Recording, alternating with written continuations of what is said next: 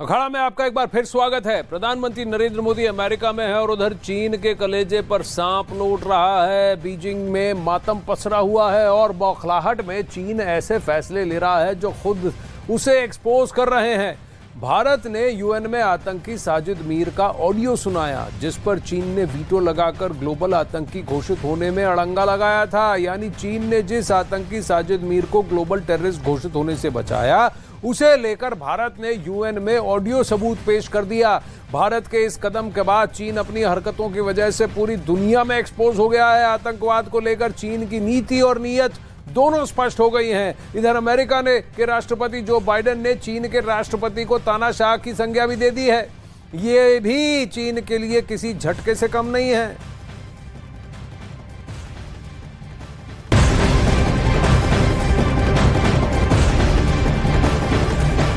इसी बड़ी खबर पर रहते हैं। यूएन में मुंबई हमले के दौरान रिकॉर्ड किए गए आतंकी साजिद मीर का ऑडियो भारत ने चलाया है। ये ऑडियो भारत की ओर से पेश किया गया। ऑडियो में साजिद मीर आतंकियों को लोगों को मारने के आदेश दे रहा है। चीन ने लश्कर तैयबा के इस आतंकी साजिद मीर को संयुक्त राष्ट्र में अंतर्राष्ट्रीय आतंकी यानी ग्लोबल टेररिस्ट घोषित करने के प्रस्ताव पर रोक लगाई है। अमेरिका ने यूनाइटेड नेशन सिक्योरिटी काउंसिल के 1267 अल-कायदा प्रतिबंध समिति की बैठक में आतंकवादी साजिद मीर को ग्लोबल टेररिस्ट घोषित करने का प्रस्ताव पेश किया था। भारत इसका सह प्रस्तावक था। साजिद मीर 26/11 मुंबई हमले का आरोपी भी है। अब आपको 26/11 मुंबई हमले का आरोपी आतंकी साजिद मीर उसका वो ऑडियो सुनाते हैं जिसे यूएन में भी चलाया गया। कैसे मुंबई को दहलाने वाले आतंकियों को वो आदेश दे रहा था, सुनिए इसे। तो जो जहाँ पे आपको मूवमेंट नजर आती है, बंदा की छत पे चल रहा है, कोई आ रहा है जा रहा है, उसको फायर ठोको। उसे नहीं पता यहाँ पे क्या हो रहा है। इंशाल्लाह।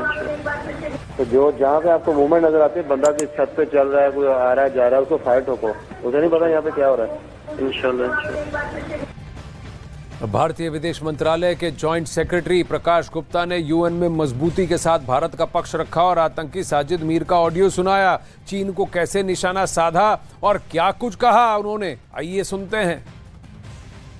Was Sajid Mir, a very dreaded terrorist who directed the terrorists from across the border in real time to hunt down foreigners in the Taj Hotel and kill them indiscriminately. He was listed as a proscribed terrorist under the national laws of India. He was proscribed under the laws of the United States, this host country, and of several other countries globally. असल में साजिद मीर भारत के most wanted की सूची में शामिल है। 2008 में मुंबई में पाकिस्तान से आए आतंकियों ने आतंकी हमला किया था। करीब 5 दिन चले इस हमले में 166 से ज्यादा नागरिकों की मौत हो गई थी। इससे पहले भी चीन साजिद मीर को वैश्विक आतंकी घोषित करने में रोड़ा बन चुका है। अपने वीटो पावर का उसने जियोपॉलिटिकल फायदे के लिए गलत प्रयोग किया है और जिसकी भारत ने कड़ी निंदा बार बार की है।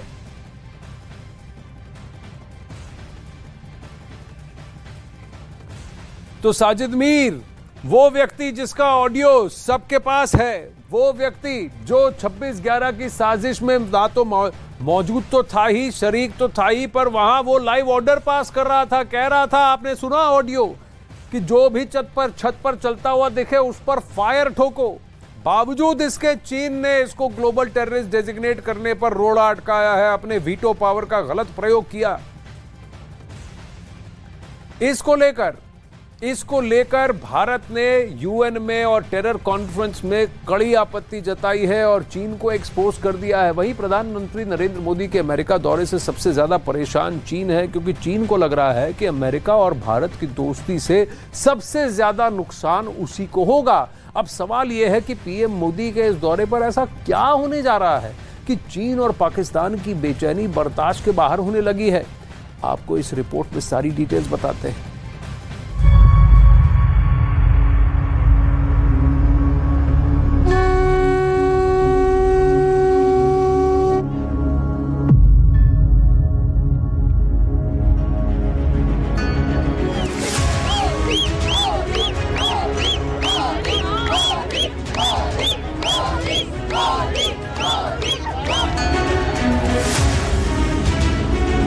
अमेरिका का दौरा चाहे कोई भी लीडर क्यों न करे, पूरी दुनिया की नजर इस पर होती है। यहीं से वैश्विक एजेंडा तय होता है, इसलिए हर देश में ऐसे दौरों की चर्चा जरूर होती है। इस बार प्रधानमंत्री मोदी का अमेरिका जाना वर्ल्ड हेडलाइन बना हुआ है।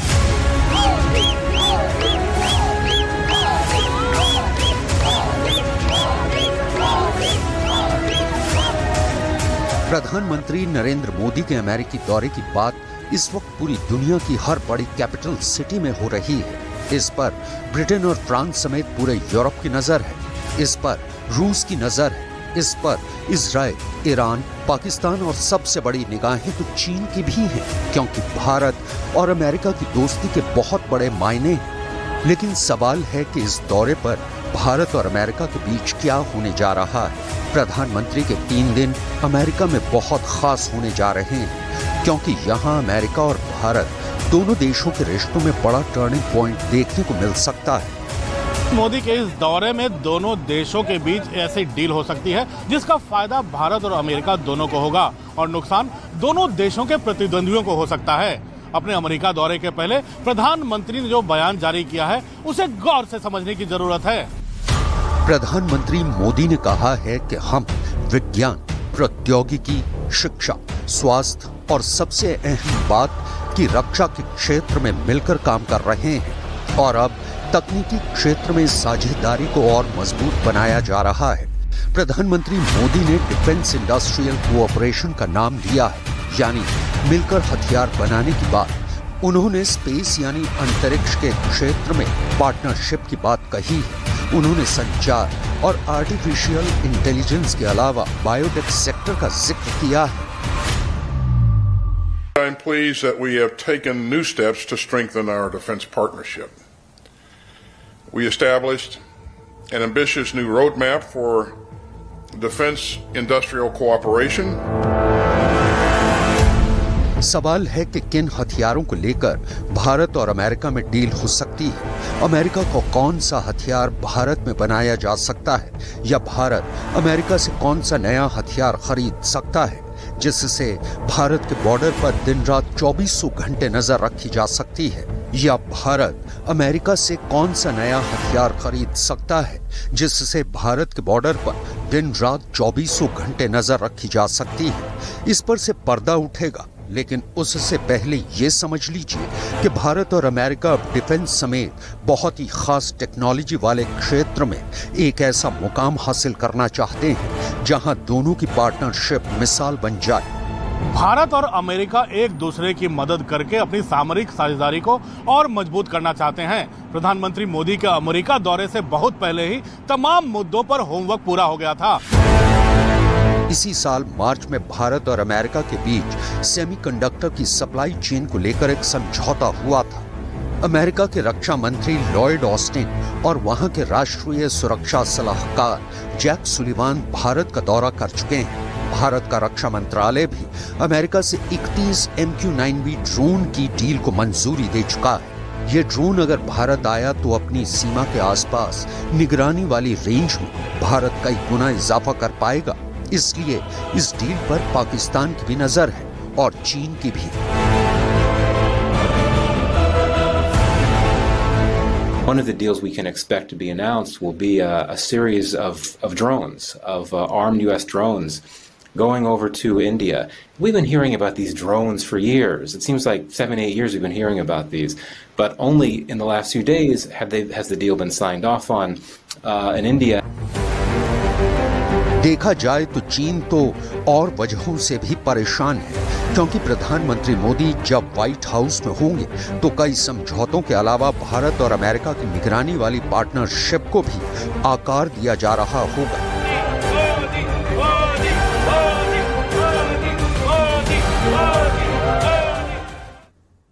अमेरिका और भारत के बीच बढ़ती करीबी का सीधा साधा मतलब चीन से है। भारत और चीन के बीच संबंधों पर सीमा विवादों का असर तो हो ही रहा है। वहीं दूसरी तरफ अमेरिका और चीन के बीच सीधे टकराव की आशंका है और यही वजह है कि चीन भारत और अमेरिका की दोस्ती से पूरी तरह से चिढ़ा हुआ है। उसे ये डर है कि ये दोस्ती उसका दुनिया में दबदबा कम कर सकती है।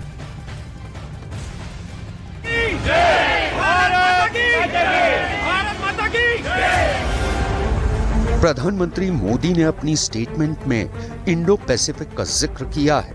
अमेरिका और भारत दोनों चाहते हैं कि इंडो पैसिफिक क्षेत्र, जिसमें दक्षिण चीन सागर भी आता है, वहां कोई बंदिश ना हो, वहां किसी एक क्षेत्र का ही दखल ना हो। दोनों देश ओपन इंडो पैसिफिक पर जोर दे रहे हैं और यही बात प्रधानमंत्री की तरफ से बहुत अहम बन जाती है। We discussed ways to increase information sharing, as well as new initiatives to improve maritime cooperation, including in the undersea domain.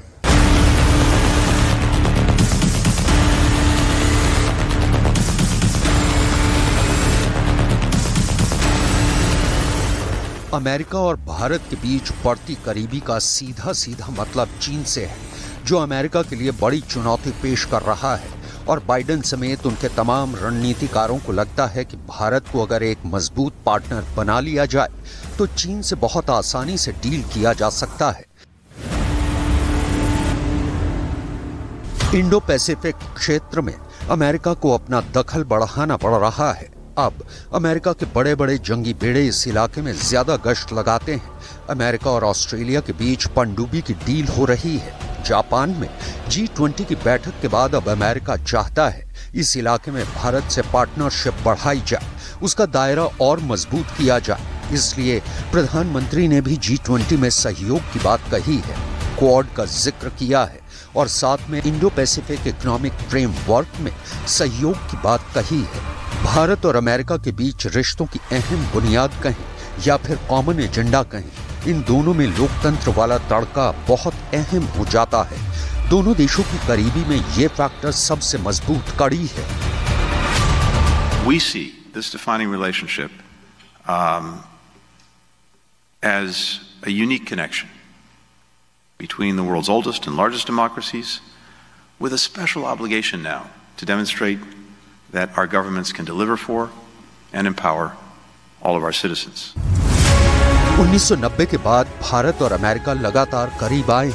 हालांकि 1998 में जब अटल बिहारी वाजपेयी की सरकार के दौरान पोखरण में परमाणु परीक्षण किया गया, तब अमेरिका ने भारत पर कई प्रतिबंध लगाए थे। लेकिन 2007 में डॉक्टर मनमोहन सिंह की सरकार में भारत और अमेरिका के बीच न्यूक्लियर डील भी हुई।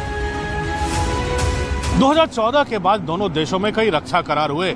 नरेंद्र मोदी के कार्यकाल में दोनों देशों के बीच कई सामरिक समझौते हो चुके हैं और अब दोनों देशों के बीच का व्यापार ऑल टाइम हाई पहुंच चुका है। अब भारत का सबसे ज्यादा व्यापार अमेरिका से ही होता है और यही वजह है कि दिल्ली और वॉशिंगटन डीसी का रिश्ता और भी अहम हो जाता है। 2021-22 में भारत और अमेरिका के बीच $119 बिलियन से ज्यादा का व्यापार हुआ था और एक साल के अंदर यानी 2022-23 में ये आंकड़ा 7.6% बढ़कर $128 अरब से ज्यादा हो गया। इसी दौरान भारत का चीन से व्यापार $115 अरब से गिरकर $113 बिलियन हुआ है। यानी अमेरिका के बाद भारत से व्यापार में चीन का दूसरा नंबर है। अमेरिका अब चीन को काउंटर करने के लिए भारत को आगे बढ़ाना चाहता है और यही वजह है कि दोनों देश बेहद खास टेक्नोलॉजी वाले क्षेत्र में भी सहयोग बढ़ा रहे हैं। It's the US government's way of saying we are going to give you this technology, we believe you are trustworthy and we believe in your rise, in your military and economic rise, and so we are willing to do this for you. So I think it's a big bet from the American side. 2023 का साल भारत और America के रिश्तों को बुलंदी पर ले जा सकता है। ये विश्वास दोनों देशों की लीडरशिप को है और दोनों मुल्क इस दिशा में भी आगे भी लगातार बढ़ रहे हैं। अभी भारत में G20 की बैठक भी है और तब पूरी दुनिया से बड़े बड़े देशों का नेतृत्व भारत में जुटेगा और तब भी पूरी दुनिया की निगाहें भारत पर होंगी।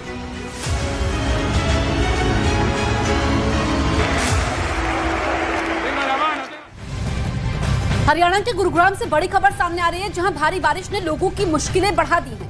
कल हुई बारिश के बाद वहां पर कई इलाकों में पानी भर गया है, जिससे लोगों को काफी परेशानियों का सामना करना पड़ रहा है। सड़कों पर 2 से 3 फीट तक पानी भर चुका है। वहां से गुजर रही गाड़ियां आधी पानी में डूबी नजर आ रही है। लोग अपने बाइक को धक्का देकर ले जाते हुए दिखाई दिए। बारिश के बाद साइबर सिटी का ये हाल देखिए। तस्वीरें आप देख सकते हैं, सड़कों पर हर तरफ पानी पानी है।